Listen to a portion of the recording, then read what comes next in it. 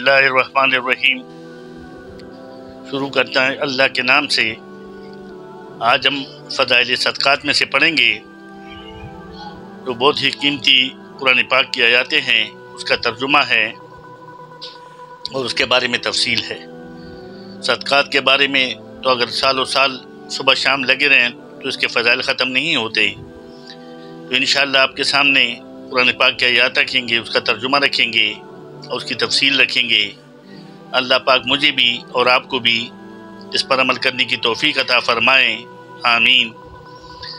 میرے دوستوں بزرگوں، آپ سے گزارش ہے کہ جو بھی ویڈیو جس کے بارے میں ہو، فضائل صدقات ہو، فضائل نماز ہو، فضائل قرآن ہو، فضائل ذکر ہو، تو اس کو آپ اپنے دوستوں کے ساتھ، اپنے احباب کے ساتھ یا رشتہ داروں کے ساتھ شیئر کیجئے گا تاکہ ان تک بھی یہ بات پہنچے۔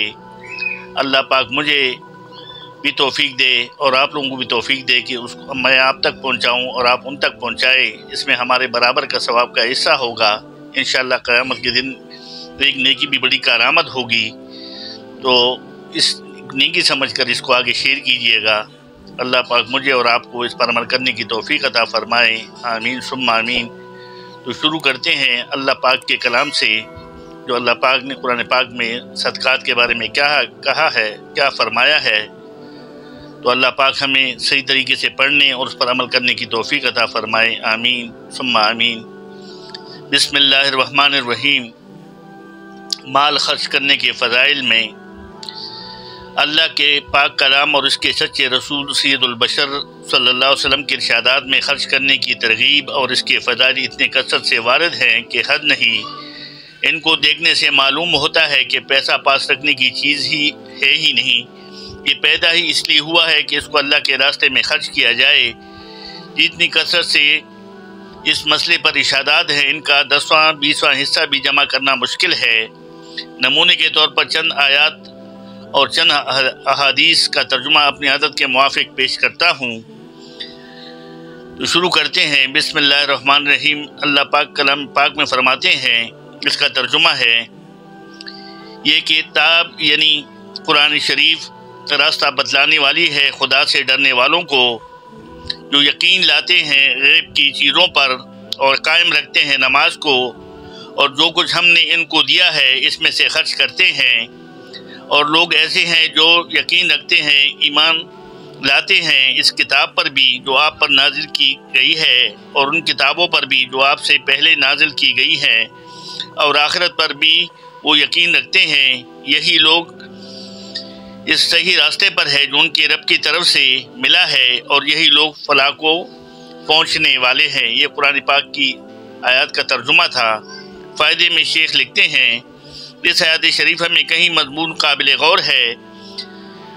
الف، راستہ بتلانے والی ہے خدا سے ڈرنے والوں کو، یعنی جس کو مالک کا خوف نہ ہو، مالک کو مالک نہ جانتا ہو، وہ اپنے پیدا کرنے والے سے جاہل ہو، اس کو قرآن پاک کا بتایا ہوا راستہ کب نظر آ سکتا ہے؟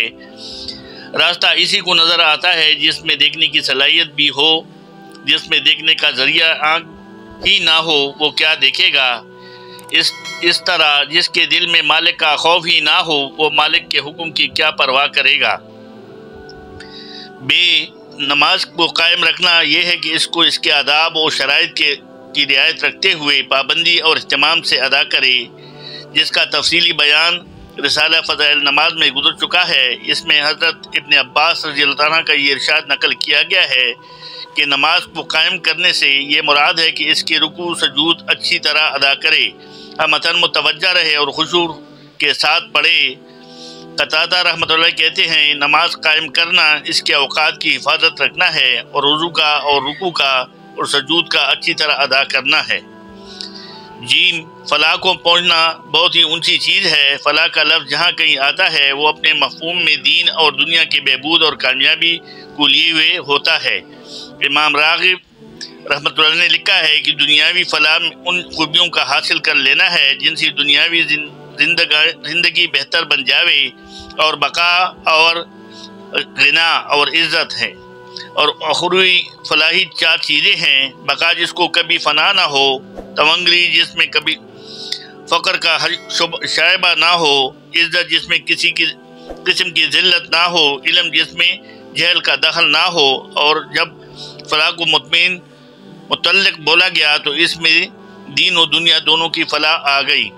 بس میرے دوستو بزرگ، اللہ پاک ہمیں بھی ان باتوں کو سمجھنے اور ان پر عمل کرنے کی توفیق عطا فرمائیں۔ صدق اللہ مولانا العلی العظیم۔